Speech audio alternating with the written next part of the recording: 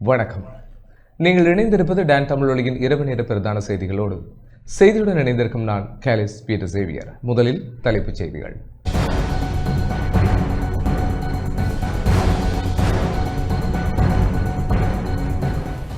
இலங்கைக்கும் மாலத்தீவுக்குமான உறவுகளை மேலும் வலுப்படுத்தும் பல முக்கிய தீர்மானங்கள் எட்டப்பட்டன. தமிழகத்தில் 60 ஆண்டுகால திராவிட ஆட்சிக்கு முற்றுப்புள்ளி. தனிப்பெரும் கட்சியாக உருவெடுத்தது தமிழக வெற்றிக் கழகம். யாழ் செம்மணி சித்துப்பாத்தி மனித புதைகுழியில் குழந்தையின் எலும்புக்கூடு உட்பட மேலும் 4 எலும்புக்கூட்டு தொகுதிகள் புதிதாக அடையாளம். மன்னார் கள்ளப்பாடு பகுதியில் இருந்து கடற்தொழிலுக்கு சென்று மாயமான 2 மீனவர்கள் பாதுகாப்பாக மீட்பு. பெட் வரிமுறையில் மேற்கொள்ளப்பட்டுள்ள புதிய திருத்தங்கள் தொடர்பான விசேட வர்த்தமானி அறிவித்தல் வெளியீடு.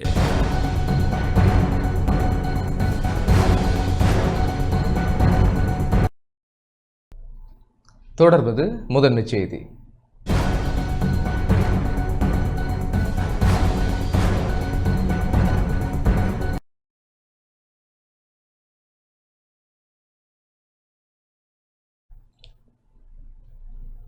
தமிழகத்தில் 60 ஆண்டுகால திராவிட ஆட்சிக்கு முற்றுப்புள்ளி வைக்கப்பட்டுள்ள நிலையில் விஜயின் தமிழக வெற்றிக் கழகம் தனிப்பெரும் கட்சியாக உருவெடுத்துள்ளது. இந்தியாவின் 5 மாநிலங்களுக்கான சட்டமன்ற தேர்தல் முடிவுகள் இன்று வெளியாகியுள்ள நிலையில் இந்திய அரசியலில் மிகப்பெரிய அதிகார மாற்றமும் அதிரடி திருப்பங்களும் ஏற்பட்டுள்ளன. குறிப்பாக அண்டை மாநிலமான தமிழ்நாட்டில் 60 ஆண்டுகால திராவிட அரசியலின் இருதுருவ போட்டிக்கு முற்றுப்புள்ளி வைக்கும் வகையில் ஒரு புதிய அரசியல் சகாப்தம் பிறந்துள்ளது. தனது கன்னி தேர்தலிலேயே நடிகர் விஜய் தலைமையிலான தமிழக வெற்றிக் கழகம் 100க்கும் மேற்பட்ட தொகுதிகளில் முன்னிலை பெற்று ஆட்சி கட்டளை நோக்கி நகர்கிறது. ஆளுங்கட்சியான திமுக மற்றும் அதன் கூட்டணி கட்சிகள் பலத்த பின்னடைவை சந்தித்துள்ள நிலையில் கிளத்தூர் தொகுதி முதலமைச்சர் மு.க. ஸ்டாலின் அதிர்ச்சி தோல்வியை சந்தித்துள்ளார். தற்போதைய என்ஆர் காங்கிரஸ் பாஜக கூட்டணி ஆட்சியை கைப்பற்ற வாய்ப்புகள் அதிகரித்துள்ளன. கேரள மாநிலத்தில் காங்கிரஸ் ஆட்சி அமைப்பது உறுதியாகியுள்ளது. மேற்கு வங்கத்தில் முதலமைச்சர் மம்தா பானர்ஜி தலைமையிலான திரிணாமுல் காங்கிரஸ் மற்றும் பாரதிய ஜனதா கட்சிக்கிடையே போட்டியில் பாஜக கட்சி அதிகாரத்தை கைப்பற்றுகிறது. அசாம் மாநிலத்தில் ஆளுங்கட்சியான பாஜக தனது செல்வாக்கை தக்க வைத்துக் கொண்டு மீண்டும் ஆட்சியை பிடிக்கும் திசையில் முன்னேறி வருகிறது. இந்தியாவின் இந்த 5 மாநில தேர்தல் முடிவுகள், குறிப்பாக தமிழகத்தில் ஏற்பட்டுள்ள மாபெரும் அரசியல் மாற்றம் தெற்காசிய அரசியலில் புதிய அதிர்வுகளை ஏற்படுத்தியுள்ளது.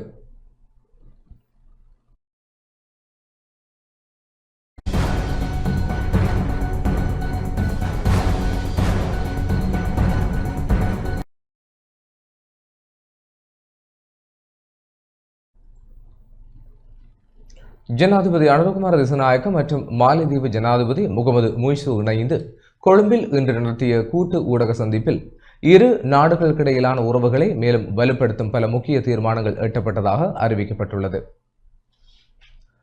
இலங்கை ஜனாதிபதி அனுரகுமார திசாநாயக்க மற்றும் மாலத்தீவு ஜனாதிபதி முகமது முய்சு இணைந்து கொழும்பில் இன்று நடத்திய கூட்டு ஊடக சந்திப்பில் இரு நாடுகளுக்கிடையிலான உறவுகளை மேலும் வலுப்படுத்தும் பல முக்கிய தீர்மானங்கள் எட்டப்பட்டதாக அறிவிக்கப்பட்டுள்ளது. மாலத்தீவு ஜனாதிபதி மற்றும் அவரது பிரதிநிதிகள் குழுவை இலங்கைக்கு வரவேற்ற ஜனாதிபதி அனுரகுமார திசாநாயக்க இரு நாடுகளுக்கும் இடையிலான ராஜதந்திர உறவுகள் 1965ஆம் ஆண்டு தொடங்கியதையும் பல நூற்றாண்டுகளை கடந்தும் இந்த வரலாறு, கலாச்சார மற்றும் மனிதநேய பிணைப்புகள் இந்த உறவை வலுப்படுத்தியுள்ளதையும் குறிப்பிட்டார்.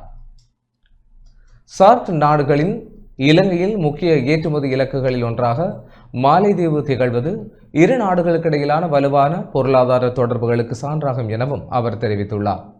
அண்மையில் இலங்கை எதிர்கொண்ட இயற்கை அனர்த்தங்களின் போது மாலைதீவு வழங்கிய உதவிக்கு நன்றி தெரிவிக்கப்பட்டதுடன் எதிர்காலத்தில் உலகளாவிய அரசியல் மாற்றங்கள், காலநிலை மாற்றம் மற்றும் கடல் மட்ட உயர்வு போன்ற சவால்களை எதிர்கொள்ள இரு நாடுகளும் இணைந்து செயல்பட ஒப்புக்கொண்டதாகவும் கூறப்பட்டது. குறிப்பாக சுற்றுலா, கல்வி, உயர்கல்வி, சுகாதாரம், விளையாட்டு, இளைஞர் மேம்பாடு, ஆவண காப்பகம் மற்றும் பாதுகாப்பு துறைகள் உள்ளிட்ட பல துறைகளில் புரிந்துணர்வு ஒப்பந்தங்கள் கைச்சாத்திடப்பட்டுள்ளன. தகவல் தொழில்நுட்பம், செயற்கை நுண்ணறிவு, மீன்பிடி, விவசாயம், சுற்றுலா மற்றும் நகர உட்கட்டமைப்பு உள்ளிட்ட துறைகளில் இலங்கையில் முதலீடு செய்யுமாறு மாலைதீவு முதலீட்டாளர்களுக்கு ஜனாதிபதி அழைப்பு விடுத்தார். மேலும் இரு நாடுகளுக்கும் இடையிலான வான்வெளி மற்றும் கடல்வழி இணைப்புகளை மேம்படுத்துவதன் மூலம் சுற்றுலா மற்றும் பொருளாதார வளர்ச்சி மேலும் வலுப்பெறும் என நம்பிக்கை வெளியிடப்பட்டது. மீன்பிடி துறையில் ஒத்துழைப்பை விரிவுபடுத்துவதற்கான முன்மொழிவுகள் முன்வைக்கப்பட்டதுடன் மாலைதீவு கைத்தொழில் மீன்பிடி நிறுவனத்தின் தயாரிப்புகளை கொழும்பில் அறிமுகப்படுத்தும் நிகழ்வும் நடைபெறவுள்ளதாக அறிவிக்கப்பட்டது. படகு உற்பத்தி துறையிலும் இரு நாடுகளும் இணைந்து செயல்படும் வாய்ப்புகள் ஆராயப்படுகின்றன. பிராந்திய பாதுகாப்பு மற்றும் கடல் எல்லைகளில் சட்டவிரோத நடவடிக்கைகளை தடுக்கும் வகையில் கூட்டு நடவடிக்கைகளை மேற்கொள்ள இருதரப்பும் உறுதியளித்துள்ளன. இதேவேளை கொழும்பில் மாலைதீவு உயர்ஸ்தானிகர் ஆலயத்திற்காகவும் மாலை நகரில் இலங்கை உயர்ஸ்தானிகர் ஆலயத்திற்காகவும் காணிகள் பரிமாற ஒப்பந்த நடவடிக்கைகள் முன்னெடுக்கப்பட்டுள்ளதாகவும் தெரிவிக்கப்பட்டுள்ளது.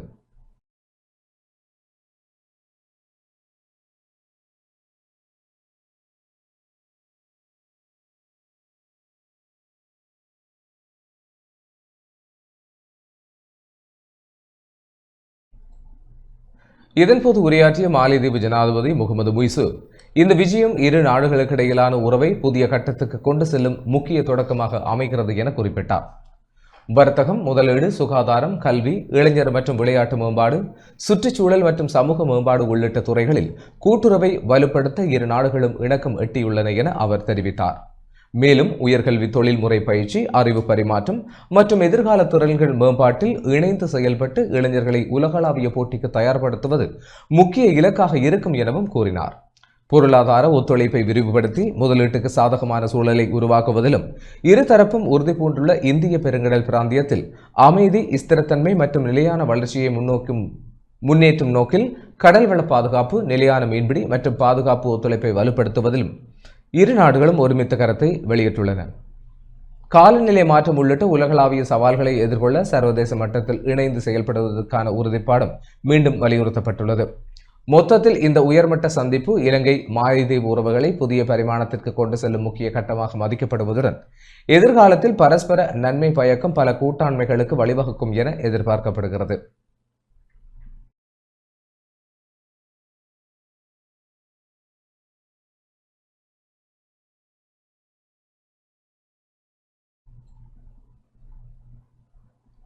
மாலைதீவு ஜனாதிபதியை வெளிவிவகார அமைச்சர் விஜித ஹேரத் சந்தித்து கலந்துரையாடியுள்ளார். இலங்கைக்கு உத்தியோகபூர்வ விஜயம் மேற்கொண்டுள்ள வருகை தந்துள்ள மாலைதீவு ஜனாதிபதி முகமது முய்சுவை இலங்கை வெளிவிவகார அமைச்சர் விஜித ஹேரத் சந்தித்து கலந்துரையாடியுள்ளார். இந்த சந்திப்பு குறித்து வெளிவிவகார அமைச்சர் தனது எக்ஸ் தளத்தில் பதிவிட்டுள்ளார். மாலைதீவு ஜனாதிபதி முகமது முய்சு இலங்கைக்கு மேற்கொண்டுள்ள முதலாவது அரச விஜயத்தின் போது அவரை சந்திப்பதில் பெருமிதம் கொள்வதாக வெளிவிவகார அமைச்சர் தெரிவித்துள்ளார். ஜனாதிபதி முய்சு மற்றும் மாலைதீவு வெளிவிவகார அமைச்சர் இர்திஷாம் ஆதம் உள்ளிட்ட உயர்மட்ட குழுவினரை வரவேற்ற இலங்கை வெளிவிவகார அமைச்சர் இந்த விஜயம் பயனுள்ளதாகவும் வெற்றிகரமானதாகவும் அமைய தனது வாழ்த்துக்களையும் பரிந்துரைகளையும் தெரிவித்தார். இந்த விஜயமானது இரு நாடுகளுக்கும் இடையிலான இருதரப்பு உறவுகளை மேலும் வலுப்படுத்துவதோடு நீண்ட காலமாக நிலவி வரும் மக்கள் இடையிலான தொடர்புகளை மேம்படுத்தும் என்பதில் எவ்வித ஐயமும் இல்லை என அமைச்சர் சுட்டிக்காட்டியுள்ளார்.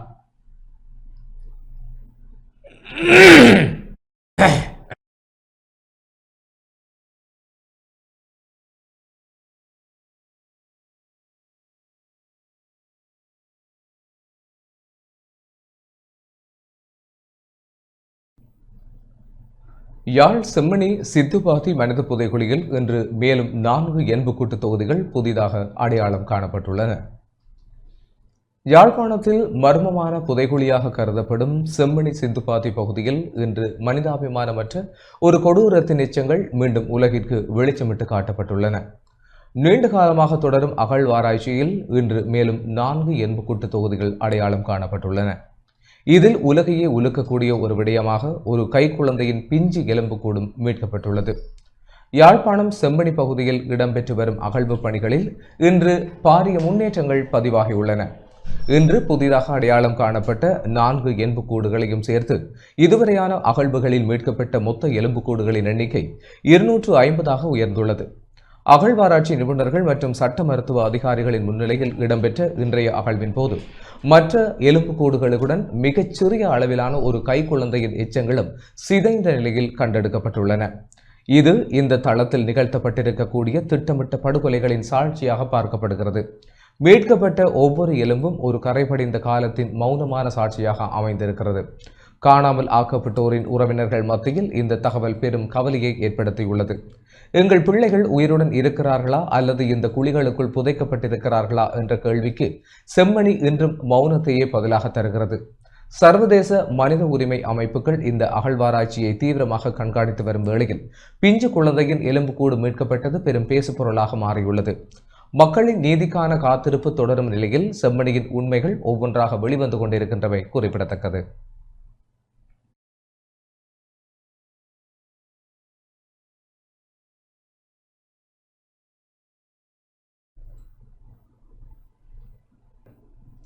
இலங்கை தமிழரசுக் கட்சியின் மட்டக்களப்பு கிளை முக்கியஸ்தர்களுக்கும் வெளிநாட்டு உயர்ஸ்தானிகர்களுக்கும் இடையே சந்திப்பு ஒன்று இடம்பெற்றுள்ளது. இலங்கை தமிழரசுக் கட்சியின் மட்டக்களப்பு மாவட்ட கிளையின் முக்கியஸ்தர்களுக்கும் கனடா மற்றும் பிரித்தானிய உயர்ஸ்தானிகர்களுக்கும் இடையிலான சந்திப்பு இன்று மாலை மட்டக்களப்பில் நடைபெற்றது. இந்த சந்திப்பில் இலங்கைக்கான கனடா உயர்ஸ்தானிகர் மார்டின் இசபெல்லா, இலங்கைக்கான பிரித்தானிய உயர்ஸ்தானிகர் ஆண்ட்ரூ பெட்ரிக் ஆகியோரும் இலங்கை தமிழரசுக் கட்சியின் மட்டக்களப்பு மாவட்ட பாராளுமன்ற உறுப்பினர்களான இரா சாணக்கியன், ஞாவண்ணா ஸ்ரீநேசன், ஈனா ஸ்ரீநாத் மற்றும் மட்டக்களப்பு மாநகர சபையின் பிரதி முதல்வர் மூனா தினேஷ்குமார், முன்னாள் முதல்வர் தீனா சரவணபவன், தமிழரசுக் கட்சியின் வாலிப முன்னணியின் வடகிழக்கு மாகாண தலைவர் கீனா சேயோன் ஆகியோர் கலந்து கொண்டனர். கிழக்கு மாகாணத்தின் தற்போதைய நிலை மற்றும் வடகிழக்கில் காணப்படும் அரசியல் சூழ்நிலை குறித்து கலந்துரையாடப்பட்டன. மாகாண சபை தேர்தல் தொடர்பிலும் 13வது திருத்தச் சட்டம் தொடர்பிலும் ஆராயப்பட்டுள்ளது. தற்போதைய அரசாங்கத்தின் செயல்பாடுகள் குறித்தும் கலந்துரையாடப்பட்டதாக பாராளுமன்ற உறுப்பினர்கள் தெரிவித்தனர். கிழக்கு மாகாணத்தில் குறிப்பாக மட்டக்களப்பில் எப்படியான பிரச்சனைகள் இருக்கின்றது, வடக்கு கிழக்கில் காணப்படுகின்ற பிரச்சனைகள் என்ன என்கின்ற விடயங்களை பற்றி நாங்கள் பேசியிருந்தோம். அதில் அரசியல் சம்பந்தமான தீர்வு பற்றிய விடயங்களும் அமைந்திருந்தன. அதே போன்று இந்த பிரதேசத்தில் மேற்கொள்ள வேண்டிய அபிவிருத்தி விடயங்கள், இந்த பிரதேசம் எதிர்நோக்குகின்ற பல்வேறுபட்ட பிரச்சனைகள், பொருளாதார பிரச்சனைகள், அரசியல் பிரச்சனைகள் மற்றும் சமூக பிரச்சனைகள் பற்றிய பல விடயங்களை நாங்கள் கலந்துரையாடி இருந்தோம். அவர்களும் ஆர்வமாக இந்த விடயங்களை கேட்டிருந்தார்கள். கிழக்கு மாகாணத்துக்கும் இலங்கையிலே ஏனைய பகுதிக்கும் இடையில இணைப்பு, அதாவது ஒரு துறைமுகம் இல்லை, இயங்குநிலை இல்லை, விமான நிலையங்கள் இயங்குநிலை இல்லை, ரயில் சேவை படுமோசமாக இருக்கின்றது. அப்போ இந்த விடயங்கள் எங்களுடைய பொருளாதார, எங்களுடைய அரசியல் தீர்வு, பொறுப்பு கூறல் விடயங்களோடு இணைத்து என்னால் அந்த விடயங்களில் அரசாங்கம் எதுவும் செய்கிற மாதிரி தெரியல, செய்ய போகிறதாகவும் தெரியல. அந்த விடயங்களில் நாங்களும் தொடர்ந்து அழுத்தம் கொடுக்குறோம், சர்வதேச சமூகம் அழுத்தம் கொடுக்குறார்கள். ஆனால் அந்த விடயங்கள் இந்த முன்னேற்றம் இல்லாத பட்சத்திலே ஆக குறைந்த பட்சம் இந்த பொருளாதாரத்தை கட்டி வெளிப்பக்கூடிய சில விடயங்களையாவது முன்னகத்துமாறு நாங்கள் சில கோரிக்கைகளை முன்வைத்தோம்.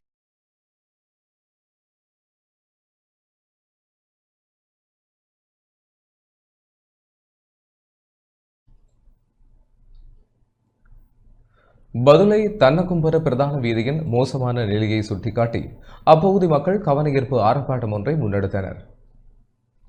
பதுளை மாவட்டம் நமனுகுல தன்னகும்பர பிரதான வீதியின் மோசமான நிலையை சுட்டிக்காட்டி அப்பகுதி மக்கள் இன்று நமனுகுல நகரில் கவனஈர்ப்பு ஆர்ப்பாட்டம் ஒன்றை முன்னெடுத்தனர். பல ஆண்டுகளாக பராமரிப்பு இன்றி சேதமடைந்துள்ள இவ்வீதியின் காரணமாக போக்குவரத்து மேற்கொள்வதில் பொதுமக்கள், மாணவர்கள், விவசாயிகள் நாளாந்தம் இடர்பாடுகளை எதிர்கொண்டு வருகின்றதாக ஆர்ப்பாட்டத்தில் ஈடுபட்டவர்கள் தெரிவித்தனர்.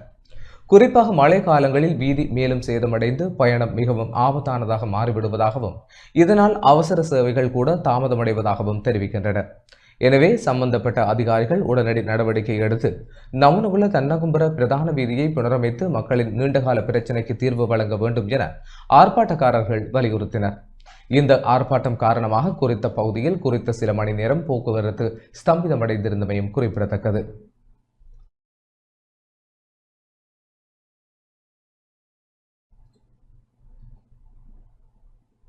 கள்ளப்பாடு பகுதியில் இருந்து கடல் தொழிலுக்கு சென்று மாயமான 2 மீனவர்களும் பாதுகாப்பாக மீட்கப்பட்டுள்ளனர். முல்லைத்தீவு கள்ளப்பாடு பகுதியில் இருந்து கடல் தொழிலுக்கு சென்ற 2 மீனவர்கள் கரையை திரும்பாத நிலையில் அவர்களை தேடும் பணிகள் மீனவர்களால் முன்னெடுக்கப்பட்ட நிலையில் குறித்த மீனவர்கள் பாதுகாப்பாக மீட்கப்பட்டுள்ளனர். இயந்திர கோளாறு காரணமாக கடலில் தத்தளித்த நிலையில் அவர்களை மீனவர்கள் பாதுகாப்பாக கரைக்கு அழைத்து வந்துள்ளனர். கடந்த 2ஆம் தேதி காலை 10 மணி அளவில் கள்ளப்பாடு கடற்கரையில் இருந்து படகு ஒன்றில் தொழிலுக்காக சென்ற குறித்த 2 மீனவர்களும் நேற்று முன்தினம் இரவு அல்லது நேற்று அதிகாலையாவது கரை திரும்பியிருக்க வேண்டும். ஆனாலும் நீண்ட நேரமாகியும் குறித்த 2 மீனவர்களும் படகும் கரை திரும்பவில்லை. இந்த நிலையில் உறவினர்கள் மற்றும் சக மீனவர்கள் இணைந்து நேற்று மாலை வரை 4 படகுகளில் சென்று தேடியும் அவர்கள் தொடர்பான தகவல்கள் கிடைக்கவில்லை என மீனவர்கள் தெரிவித்தனர். இதனைத் தொடர்ந்து காணாமல் போன மீனவர்களையும் அவர்களது படகினையும் தேடும் நோக்கில் முல்லைத்தீவு கடற்பரப்பில் இன்று காலை மீனவர்கள் பல படகுகளில் சென்று தேடுதல் நடவடிக்கைகளை முன்னெடுத்த போது இயந்திர கோளாறு காரணமாக கடலில் தத்தளித்த நிலையில் மீனவர்கள் பாதுகாப்பாக கரைக்கு அழைத்து வந்துள்ளனர்.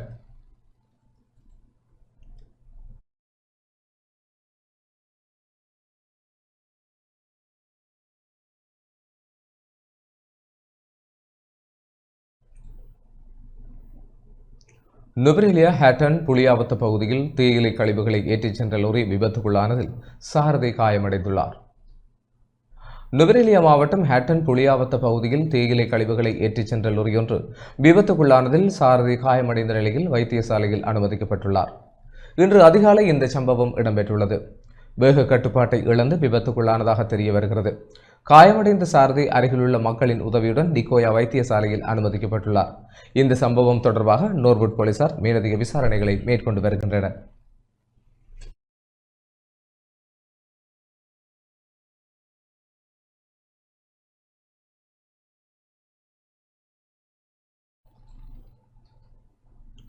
நுவரெலியா நல்ல தண்ணியில் இருந்து ஹேட்டன் நோக்கி பயணித்த முச்சக்கர வண்டி ஒன்றின் இயந்திர பகுதி திடீரென தீப்பற்றி எரிந்துள்ளது. நுவரெலியா மாவட்டம் நல்ல தண்ணியிலிருந்து ஹட்டன் நோக்கி பயணித்த முச்சக்கர வண்டி ஒன்றின் இயந்திர பகுதி திடீரென தீப்பற்றி எரிந்த சம்பவம் ஒன்று இடம்பெற்றுள்ளது. ஹட்டன் மஸ்கலி பிரதான வீதியின் டிகோயா மாவட்ட பகுதியில் இந்த விபத்து இன்று காலை இந்த சம்பவம் இடம்பெற்றுள்ளது. குறித்த வீதியினால் பயணித்துக் கொண்டிருந்த முச்சக்கர வண்டியில் ஏற்பட்ட எரிபொருள் கசிவு காரணமாக இயந்திர பகுதியில் தீ பரவியுள்ளதுடன் அந்த வீதியால் பயணித்த ஏனைய வாகன சாரதிகளும் முச்சக்கர வண்டியின் சாரதியும் இணைந்து கடும் போராட்டத்திற்கு மத்தியில் தீயை அணைத்துள்ளதாகவும் தெரிய வருகிறது. இந்த தீ விபத்தில் எவருக்கும் காயம் ஏற்படவில்லை என்ற போதிலும் முச்சக்கர வண்டியின் இயந்திர பகுதிக்கு கடும் சேதம் ஏற்பட்டுள்ளது. தீப்பற்றிய சந்தர்ப்பத்தில் முச்சக்கர வண்டியினுள் சாரதியும் மற்றும் ஒரு பயணியும் மாத்திரமே இருந்துள்ளதாக ஹேட்டன் போலீசார் மேலதிக விசாரணைகளை முன்னெடுத்த போது தெரிய வந்துள்ளது.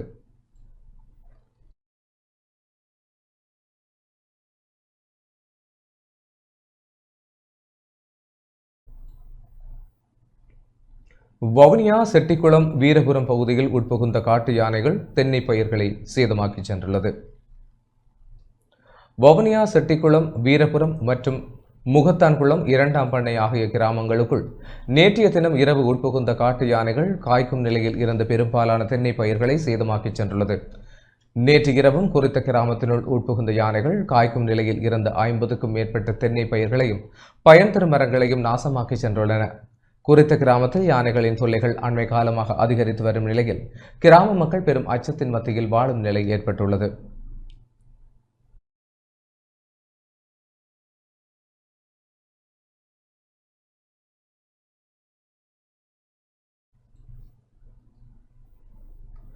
வட் வரி முறையில் மேற்கொள்ளப்பட்டுள்ள புதிய திருத்தங்கள் தொடர்பான விசேட வர்த்தமானி அறிவித்தலை நிதி அமைச்சு வெளியிட்டுள்ளது. பெறுமதி சேர்க்கப்பட்ட வரி எனப்படும் வட் வரி முறையில் மேற்கொள்ளப்பட்டுள்ள புதிய திருத்தங்கள் தொடர்பான விசேட வர்த்தமானி அறிவித்தலை நிதி திட்டமிடல் மற்றும் பொருளாதார மேம்பாட்டு அமைச்சு வெளியிட்டுள்ளது. இந்த புதிய வரி மாற்றங்கள் எதிர்வரும் ஜூலை மாதம் 1ஆம் தேதி முதல் அமலுக்கு வர உள்ளன. புதிய திருத்தங்களின்படி மின்னணு தளங்கள் ஊடாக வழங்கப்படும் டிஜிட்டல் சேவைகளுக்கு ஜூலை மாதம் முதல் வட் வரி விதிக்கப்பட உள்ளது. இதன் மூலம் இணையவழி சேவைகளும் வரி விலைக்குள் கொண்டுவரப்பட்டுள்ளன. அத்துடன் வட் வரி பதிவிற்கான வருமான எல்லை மட்டத்திலும் மாற்றம் செய்யப்பட்டுள்ளது. இதன்படி ஒரு வரி காலத்தில் 9 பில்லியன் ரூபாய்க்கும் அதிகமான பெறுமதியுடைய பொருட்கள் அல்லது சேவைகளை வழங்குவோர் வட் வரிக்காக கட்டாயம் பதிவு செய்ய வேண்டும் என அறிவிக்கப்பட்டுள்ளது. நிதி சேவைகள் மீதான வட் வரி வீதமானது தற்போதுள்ள 18 வீதத்திலிருந்து 20.5% அதிகரிக்கப்பட்டுள்ளது. டிஜிட்டல் சேவைகளை முறையாக பதிவு செய்து வரியை செலுத்துவதற்கான புதிய விதிமுறைகள் இதன் மூலம் அறிமுகப்படுத்தப்பட உள்ளதுடன் வரி வருமானத்தை அதிகரிப்பதற்கான ஒரு கட்டமைப்பு மாற்றமாக இது பார்க்கப்படுகிறது.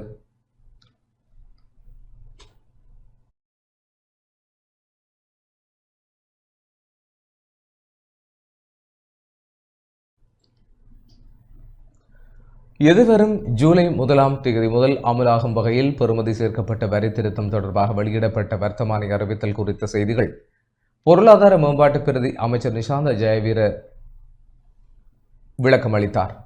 பிரதி அமைச்சர் குறிப்பிட்டுள்ளதாவது, குறித்த வர்த்தமானி அறிவித்தலின் மூலம் அரசாங்கத்தின் கொள்கை பிரகடனத்தில் குறிப்பிட்டுள்ளவாறு வரி கொள்கையை எளிமைப்படுத்தும் நோக்கில் இதுவரை காலமும் அறவிடப்பட்ட பெறுமதி சேர்க்கப்பட்ட வரி மற்றும் சமூக பாதுகாப்பு பங்களிப்பு வரி ஆகிய இரண்டையும் ஒன்றிணைக்கும் நடவடிக்கை எடுக்கப்பட்டுள்ளதாக தெரிவித்தார்.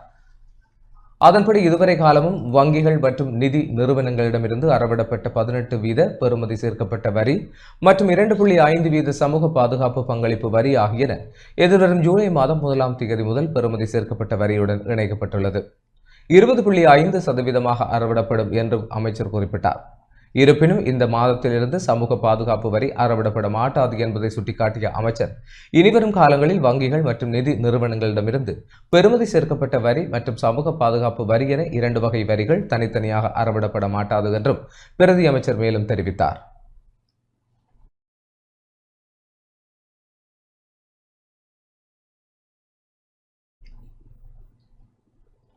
அரசாங்கம் எதிர்வரும் ஜூலை மாதம் 1ஆம் தேதி முதல் அமுலுக்கு வரும் வகையில் முன்னெடுத்துள்ள வரி அதிகரிப்பு நடவடிக்கைகள் தொடர்பில் எதிர்க்கட்சித் தலைவர் சஜித் பிரேமதாச தனது கடும் கண்டனத்தை வெளியிட்டுள்ளார்.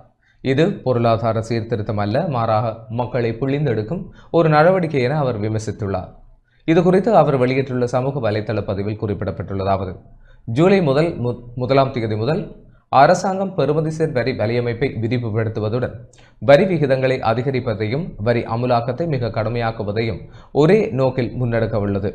இந்த நடவடிக்கையினால் சிறு மற்றும் நடுத்தர அளவிலான வர்த்தகங்கள் பாதிக்கப்படுவதுடன் நிதி சேவைகளுக்கு அதிக வரி விதிக்கப்பட உள்ளது. மேலும் டிஜிட்டல் பொருளாதாரமும் இந்த வரி விலைக்குள் கொண்டு வரப்பட உள்ளது. வரி இணக்கப்பாட்டு சுமையும் அதிகரிக்கப்பட்டுள்ளது. இது பொருளாதார சீர்திருத்தம் அல்ல, இது ஒரு வகையான பிழிந்தெடுப்பு ஆகும். ஒரு பொருளாதாரத்தின் மீது வரிகளை திணிப்பதன் மூலம் மட்டும் வளர்ச்சியை ஏற்படுத்திவிட முடியாது. வணிக நிறுவனங்களால் நிம்மதியாக செயல்பட முடியாத சூழல் ஏற்பட்டால் அவை நிலைத்து நிற்கவோ அல்லது வளர்ச்சியடையவோ முடியாது. வணிக நிறுவனங்களை அழிந்துவிட்டால் இறுதியில் வரி வசூலிப்பதற்கு எஞ்சியிருக்கப் போவது என்ன என எதிர்க்கட்சித் தலைவர் கேள்வி எழுப்பியுள்ளார்.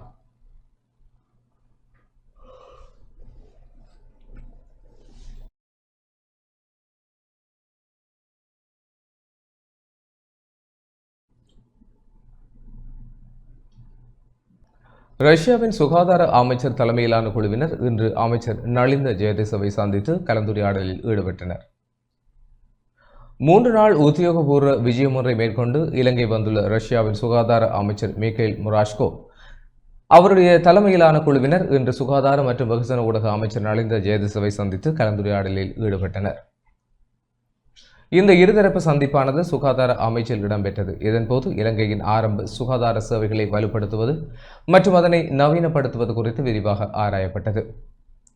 சுகாதார சேவையில் செயற்கை நுண்ணறிவு தொழில்நுட்பத்தை பயன்படுத்துவது குறித்து இரு நாடுகளும் கருத்துக்களை பரிமாறிக்கொண்டன.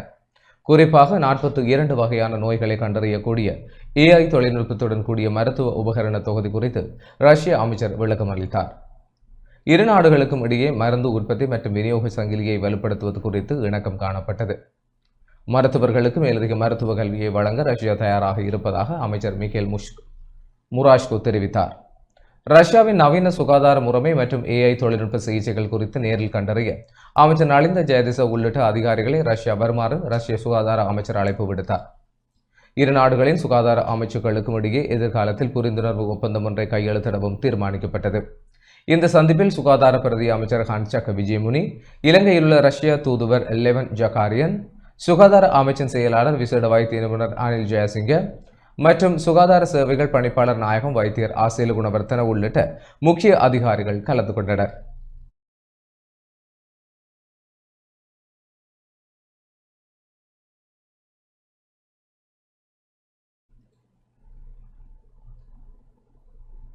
ரங்க நிஷாந்த் அவர்களை 80 கோடி ரூபாய் மோசடியை கண்டுபிடித்து குற்றப்புலனாய்வு திணைக்களத்தில் முறைப்பாடு செய்தவர். ஒரு விசாரணையின் மிக முக்கியமான ஆவணம் அதன் ஆரம்ப முறைப்பாடாகும். அந்த முறைப்பாட்டை செய்தவர் மர்மமான முறையில் உயிரிழக்கும் போது எவருக்கும் சந்தேகம் எழுவது இயல்பானது. இவ்வாறு பிவித்துருகேல உரிமைய கட்சித் தலைவர் சட்டத்தரணி உதயகம்மன்பில தெரிவித்துள்ளார். இதன்போது ஊடகங்களுக்கு கருத்து தெரிவித்த போதே அவர் இவ்வாறு தெரிவித்தார். මුදල් අමාත්‍යාංශයේ සාකාර අධ්‍යක්ෂක රංග නිශාන්ත මහතාගේ පශ්චාත් මරණ පරීක්ෂණය நீதி அமைச்சின் உதவி பணிப்பாளர் ரங்க நிசாந்தவின் மரணம் சந்தேகத்துக்குரியது என அவரது மனைவி தெரிவித்துள்ளார்.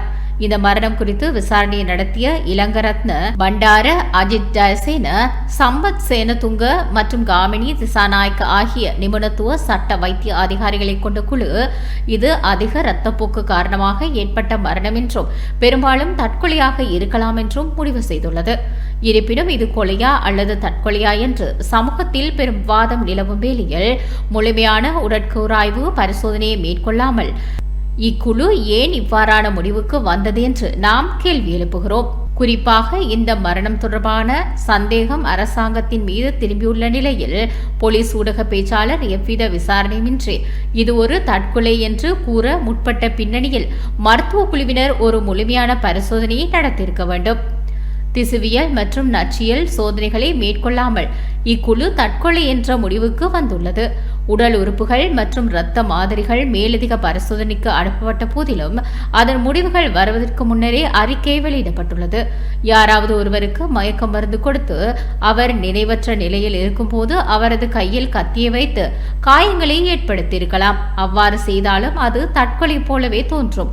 உடலில் நச்சுத்தன்மை இருந்ததா இல்லையா என்பது உறுதிப்படுத்தப்படும் வரை இது கொலையா தற்கொலையா என்று உறுதியாக கூற முடியாது.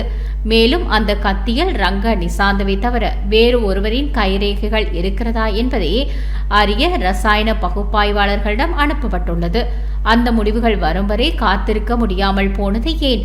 யாராவது அழுத்தம் கொடுத்தார்களா என்ற சந்தேகம் எழுகிறது. அரசாங்கம் சந்தேகத்திற்கு உள்ளாகியுள்ள ஒரு நேரத்தில் ஆளும் கட்சிக்கு நெருக்கமானவர்களை கொண்டு இந்த பரிசோதனையை நடத்தியது ஏன்? உலகில் தற்கொலை செய்து கொள்ளும் பொதுவான முறைகளை விடுத்து 3 முக்கிய இரத்த நாளங்களை அறுத்துக்கொண்டு தற்கொலை செய்து கொண்டதாக கூறப்படும் முதலாவது சம்பவம் இதுவாக இருக்கலாம். ஒரு மனிதன் தனது ஒரு கையை அறுத்துக்கொண்டு அதிக வலியுடன் இரத்தம் வெளியேறும் நிலையில் தனது 2 கைகளையும் அறுத்துக்கொள்ளும் மனவலிமை கொண்டிருக்க முடியாது என்பதே மருத்துவ நிபுணர்களின் கருத்தாகும். இந்த மரணம் தொடர்பாக நிலவும் சந்தேகங்களை கருத்தில் கொண்டு அரசாங்கத்தில் உள்ள மிக சிரேஷ்டமான 3 சட்ட மருத்துவ நிபுணர்களை கொண்டு 2வது உடற்கூறாய்வு பரிசோதனை நடத்தப்பட வேண்டும் என்று நாம் அரசாங்கத்திற்கு முன்மொழிகிறோம்.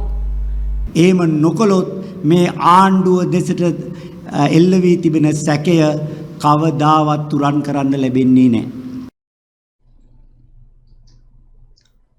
கடந்த மாதம் 17ஆம் தேதி முதல் 30ஆம் தேதி வரை சட்டவிரோத மீன்பிடி நடவடிக்கைகளில் ஈடுபட்ட 77 சந்தேக நபர்கள் கைது செய்யப்பட்டதாக கடற்படை ஊடகப் பிரிவு தெரிவித்துள்ளது. இதன்போது வணிக வெடிபொருட்களுடன் கூடிய 17 டிங்கிகள் மற்றும் 6 டிராக்டர்களையும் கடற்படையினர் கைப்பற்றியுள்ளனர். இலங்கை கடற்படை கடலோர பாதுகாப்பு திணைக்களம் மற்றும் மீன்வளம் மற்றும் நீர்வள திணைக்களம் ஆகியவை இணைந்து உள்ளூர் நீர்ப்பரப்புகளில் நடவடிக்கைகளை மேற்கொண்டனர். இதன்படி திருகோணமலை, கந்தளாய், வாழைச்சேனை, கல்லராவ, கிண்ணியா, துடுவ, காயங்கேணி, போல்ட் பாயிண்ட், சாம்பூர், சிலாவத்தை, இறக்கங்கண்டி, முகத்துவாரம், பனிச்சங்கேணி, நந்திக்கடல் களப்பு, யாழ்ப்பாணம், வெற்றிலைக்கேணி, பருத்துத்துறை, மன்னார், சபாரிபுரம் ஆகிய கரையோரங்களையும் கடற்பரப்புகளையும் உள்ளடக்கியதாக கிழக்கு, வடக்கு மற்றும் வடமேற்கு கடற்படை கட்டளைகளினால் மேற்கொள்ளப்பட்ட நடவடிக்கைகளில் 77 பேர் கைது செய்யப்பட்டனர். மேலும் கைது செய்யப்பட்ட சந்தேக நபர்கள் கடல் அட்டைகள், வணிக வெடிபொருட்கள், தடை செய்யப்பட்ட மீன்பிடி உபகரணங்கள், டிராக்டர்கள் மற்றும் மீன்பிடி படகுகள் ஆகியவை மேலதிக சட்ட நடவடிக்கைக்காக கோகிலாய், முல்லைத்தீவு, யாழ்ப்பாணம், வாழைச்சேனை, குச்சவெளி, சிலாவுத்துறை மற்றும் கிண்ணியாவில் உள்ள மீன்வளம் மற்றும் நீர்வள திணைக்கள அலுவலகங்களில் ஒப்படைக்கப்பட்டுள்ளன. மேலும் சட்டவிரோத மீன்பிடி நடவடிக்கைகளை தடுப்பதையும் கடல் வளங்களை பாதுகாப்பதையும் நோக்கமாக கொண்டு கடற்படையானது எதிர்காலத்திலும் அத்தகைய செயல்பாடுகளை தடையின்றி தொடர்ந்து செயல்படுத்த தயாராக இருப்பதாகவும் தெரிவித்துள்ளது.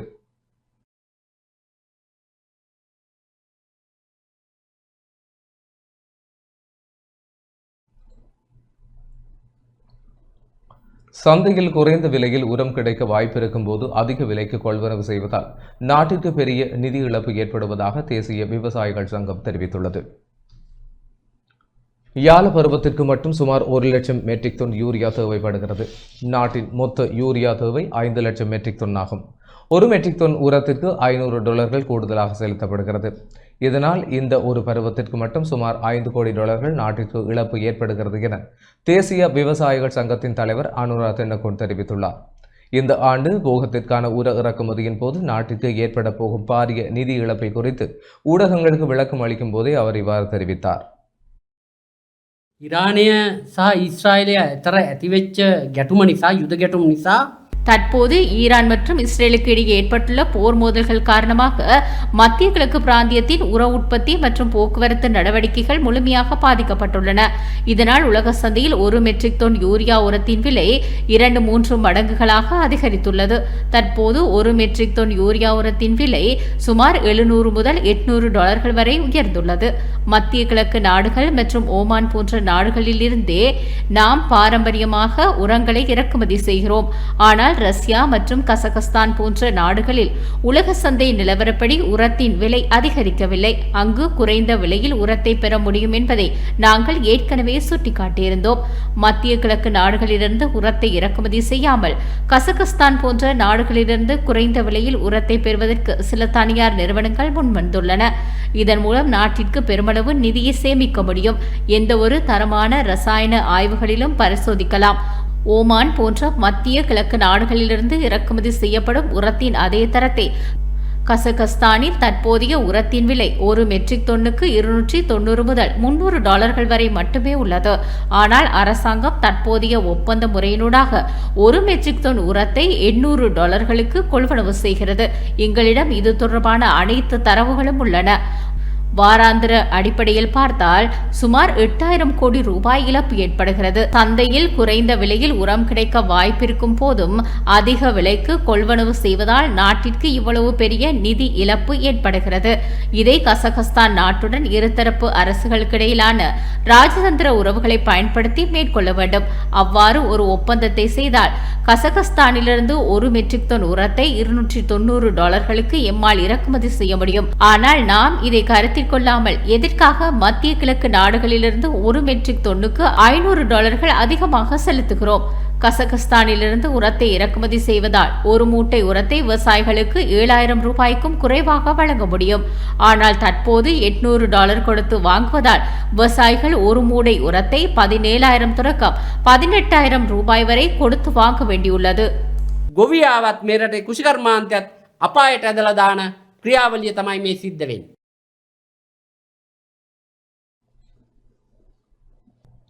விவசாய அமைச்சர் லால்காந்தவின் காணிகள் தொடர்பாக ஊடக சந்திப்பொன்றில் வெளியிட்ட கருத்து குறித்து லால்காந்தவினால் முன்வைக்கப்பட்ட முறைப்பாட்டிற்கு அமைய தேசிய விவசாயிகள் சங்கத்தின் தலைவர் அனுரா தின்னகோனுக்கு குற்ற புலனாய்வு திணைக்களத்தினால் அழைப்பாணை விடுக்கப்பட்டிருந்தது.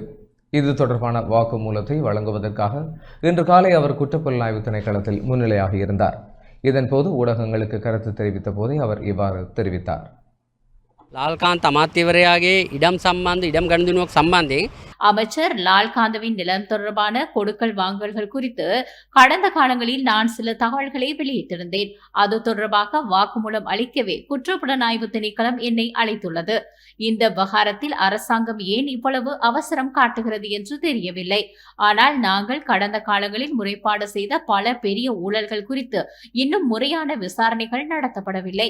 விவசாய அமைச்சு மற்றும் விவசாய திணைக்களங்களில் உள்ள ஊழல் அதிகாரிகள் நிதியை தவறாக பயன்படுத்தல் மற்றும் மோசடிகளில் ஈடுபடுவது குறித்து நாங்கள் லஞ்ச ஊழல் ஒழிப்பு ஆணைக்குழுவிலும் குற்றப்புலனாய்வு திணைக்களத்திலும் முறைப்பாடு செய்துள்ளோம். 1 வருடம் ஆகியும் அந்த விசாரணைகளில் எந்த முன்னேற்றமும் இல்லை. செய்தியை சொல்பவரை தண்டிப்பதன் மூலம் எங்களை முடக்க நினைக்கிறார்கள். நாங்கள் 88-89 காலப்பகுதியில் அரசியல் செய்தவர்கள். எனவே எங்களை சிறையில் அடைப்பதன் மூலம் பயமுறுத்தலாம் என்று நினைக்க வேண்டாம். நீங்கள் அநாகரிகமான முறையில் தாக்கினால் எங்களிடமிருந்தும் அதே போன்ற பதிலடியை எதிர்பார்க்காதீர்கள். ஊழல் தொடர்பான அனைத்து ஆதாரங்களும் எங்களிடம் உள்ளன.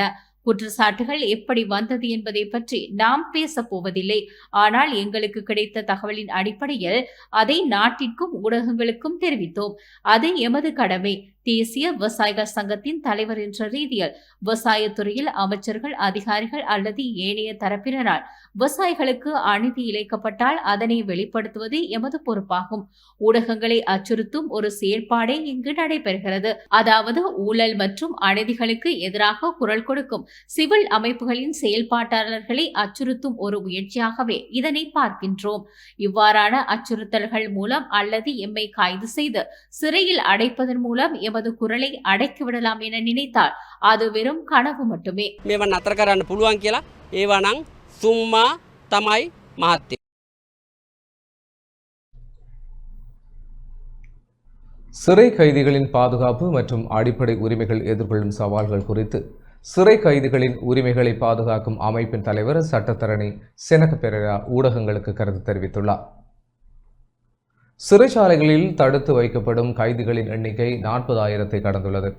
ஆனால் சிறைச்சாலைகளில் 10,000 கைதிகளை மட்டுமே தடுத்து வைக்க முடியும். சிறை அமைப்பில் தற்போதைய நிலைமை என்னவென்றால் கைதிகள் கழுப்பறைகளில் உறங்குகிறார்கள். இதன் காரணமாகவே சிறைகளில் தப்பிக்கும் முயற்சிகள் நிகழ்கின்றன, அல்லது இது போன்ற சூழ்நிலைகள் அடிக்கடி சிறைகளில் இருந்து தப்பிப்பதற்கு வழிவகுக்கின்றன. எனவே இதற்கு தீர்வு காண்பது அவசியம். இல்லையெனில் அதிகாரிகளுக்கு கட்டுப்படுத்துவதற்கான அதிகாரம் குறைவாகவே உள்ளது. සිරකරුවන් සිටින්නේ විශාල අසහනයකින් විශාල පීඩනයකින් සිටින්නේ 10,500ක් බන්ධනාගාරවල ඉඩකඩ තියෙනකොට சிறைச்சாலைகளில் தடுத்து வைக்கப்படும் கைதிகளின் எண்ணிக்கை 40,000 கடந்துள்ளது. ஆனால் சிறைச்சாலைகளில் 10,000 கைதிகளை மட்டுமே தடுத்து வைக்க முடியும். சிறை அமைப்பில் தற்போதைய நிலைமை என்னவென்றால் கைதிகள் கழிப்பறைகளில் உறங்குகிறார்கள். இதன் காரணமாகவே சிறைகளில் தப்பிக்கும் முயற்சிகள் நிகழ்கின்றன, அல்லது இதுபோன்ற சூழ்நிலைகள் அடிக்கடி சிறைகளில் இருந்து தப்பிப்பதற்கு வழிவகுக்கின்றன. எனவே இதற்கு தீர்வு காண்பது அவசியம். இல்லையெனில் அதிகாரிகளுக்கு கட்டுப்படுத்துவதற்கு அதிகாரம் குறைவாகவே உள்ளது. அதன்படி நேற்று காலி சிறைசாலையில் இருந்து ஒரு சம்பவம் பதிவானதை நாம் கண்டோம். மேலும் கடந்த 26ஆம் தேதி மற்றொரு இளைஞர் சந்தேகத்துக்கிடமான முறையில் உயிரிழந்தார். ரவீந்து சாரங்க என்ற இளைஞன் படுகாயமடைந்தார். இன்று வெளிக்கடை சிறையில் மற்றொரு சந்தேகத்துக்கிடமான சம்பவம் பதிவாகியுள்ளது. சஞ்சு என்ற கைதியின் விடயத்திலும் இதே போன்ற நிலைதான் உள்ளது. சிறை அமைப்பில் கைதிகளின் பாதுகாப்பு மற்றும் காவலில் கடுமையான சிக்கல்கள் உள்ளன என்பதை இது தெளிவுபடுத்துகிறது. அந்த பாதுகாப்பு சட்ட ரீதியாக வழங்கப்பட வேண்டும் என்றாலும் அது நடைமுறையில் நடைபெறவில்லை. இது ஒரு வருத்தமான நிலை. சிறையில் இருப்பவர்களும் இந்த நாட்டின் குடிமக்களே. எனவே ஒரு தெளிவான திட்டத்தின் கீழ் அவர்களுக்கு பாதுகாப்பான சூழல் வழங்கப்பட வேண்டும். இது குறித்து நாங்கள் கடந்த காலங்களில் நீதி மற்றும் சிறைச்சாலைகள் அமைச்சரிடம் சம்பந்தப்பட்ட அதிகாரிகளுக்கும் தெரிவித்திருக்கிறோம். ஆனால் நிலைமை இன்னும் தொடர்கிறது. எனவே அரசாங்கம் உடனடியாக தலையிட வேண்டும். இல்லையெனில் கைதிகள் மனிதர்கள் தான் என்பது வெறும் சொற்றொடராகவே இருக்கும். இந்த சம்பவங்களுக்கான உண்மையான காரணங்கள் கண்டறியப்பட்டு முறையான தீர்வுகள் வழங்கப்பட வேண்டும். ஒருவர் போதைப் பொருளுக்கு அடிமையாகிவிட்டார் என்று கூறி இந்த பிரச்சனைகளை தவிர்க்க முடியாது. அதிகாரிகள் உடனடி நடவடிக்கை எடுக்க வேண்டும். ඉතාමත් ගැඹුරෙන් බලලා මේවට විසඳුම් දෙන්න ඕනේ කියන එක තමයි සිරකරුවයි චෝස්කම් සුරකීමේ කමිටුව විදිහට අපි විශ්වාස කරන්නේ. கம்பகா விக்ரமராய்ச்சி சுதேச மருத்துவ பல்கலைக்கழக பிரச்சினைகளுக்கு உடனடியாக தீர்வுகளை பெற்றுக் கொடுக்க வேண்டும் என எதிர்க்கட்சித் தலைவர் சாஜித் பிரேமதாஸ் தெரிவித்துள்ளார். கம்பகா விக்ரமராய்ச்சி சுதேச மருத்துவ பல்கலைக்கழகத்தின் விஞ்ஞான மற்றும் தொழில்நுட்ப பீடம் மற்றும் விஞ்ஞான மற்றும் முகாமைத்துவ பீடத்தின் பல நெருக்கடிகள் காணப்படுவதாக எதிர்க்கட்சித் தலைவர் சாஜித் பிரேமதாஸ் தெரிவித்தார். கம்பகா விக்ரமராய்ச்சி சுதேச மருத்துவ பல்கலைக்கழக மாணவர்கள் எதிர்க்கட்சித் தலைவர் அலுவலகத்துக்கு வருகை தந்து தாம் எதிர்நோக்கி வரும் பிரச்சனைகளை எதிர்க்கட்சித் தலைவர் சாஜித் பிரேமதாசவிடம் முன்வைத்தனர். இந்த சந்தர்ப்பத்திலேயே எதிர்க்கட்சித் தலைவர் சாஜித் பிரேமதாஸ் இவ்வாறு தெரிவித்தார். විශේෂයෙන්ම විද්‍යා හා තාක්ෂණ පීඨයේත් විද්‍යා හා இங்கு பாடநெறிகள் நடத்தப்படும் விதம், மனித மற்றும் பௌதிக வள பற்றாக்குறை உட்பட பல பிரச்சனைகள் இங்கு காணப்படுகின்றன. ஆனால் 13 மாதங்கள் கடந்தும் உயர்கல்வி அமைச்சிடம் இதற்கான தீர்வுகள் இல்லை. இதனால் மாணவர்கள் மனநல அழுத்தத்திற்கு ஆளாகி இவர்களிடது கல்வியின் தரத்திற்கு பெரும் அடி விழுந்துள்ளது. இனியும் தாமதிக்காமல் இவற்றிற்கு தீர்வு தேவை. இது தொடர்பாக மாணவர் சங்கங்களுடன் ஒருங்கிணைந்து அவர்களின் கருத்துக்களையும் பெற்று தீர்வுகளை பெற்றுக் கொடுக்க வேண்டும். மாணவர்களின் கல்வி உரிமைகளை பாதிக்காமல் மாணவர்களின் உரிமைகளுக்கு இழப்பு நேராத வகையில் நடந்து கொள்ளுமாறு அரசாங்கத்திடம் நாம் கோரிக்கை விடுக்கிறோம் என்று எதிர்க்கட்சித் தலைவர் தெரிவித்துள்ளார். இந்த பிரச்சினைக்கான தீர்வுக்குழு அமைப்பதல்ல, உடனடி தீர்வுகளை பெற்றுக் கொடுக்க வேண்டும். முறையான வலுவான யதார்த்தமான மாணவர் உரிமை பாதுகாக்கும் தீர்வுகளை பெற்றுக் கொடுக்க வேண்டும். இதற்காக பிரதமர் தலையிட வேண்டும். එයාගේ අයිතිවාසිකම් සුරක්ෂා වෙන විසඳුමක් ලබා දෙන්නට කටයුතු කරන්නයි කියලා මේ සිසු පරපුර වෙනුවෙන් අපි ඉල්ලීමක් කරනවා. இத்துடன் டான் தமிழொலியின் இரவு நேர பிரதான செய்திகள் நிறைவடைகின்றன. தொடர்ந்தும் செய்திகளோடு இணைந்து கொள்ள டான் நியூஸ் தொலைக்காட்சியோடு இணைந்திருங்கள். வணக்கம்.